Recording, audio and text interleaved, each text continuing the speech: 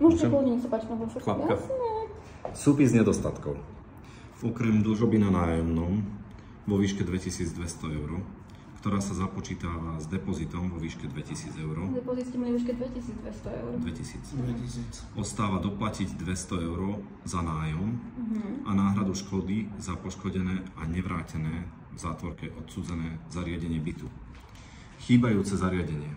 1 kus rohovej rozkladacej sedačky, 1 kus matrac 180 na 200, 1 kus botník, 1 kus vonkajšia balkónová stolička, 1 kus spálňový behuň 80 na 150, sada nožov, sada pohárov na vodu a sada na víno, sklenený čbán, 2 kusy škatula s vrchnákom, 1 kus držiak na zubnú kefku, 1 kus toaletná kefa, 2 kusy dávkovač mydla, 1 kus vrece na bielizeň, 1 kus kýbel s mopom, 1 kus váza, nožnice, 5 vantušov, rohož pod botníkom.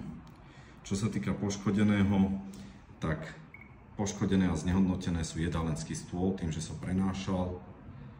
Stolík na balkóne je poškrkaný, parapet na balkóne, obité steny a rohy stien. Viacej nedostatkov. To je všetko.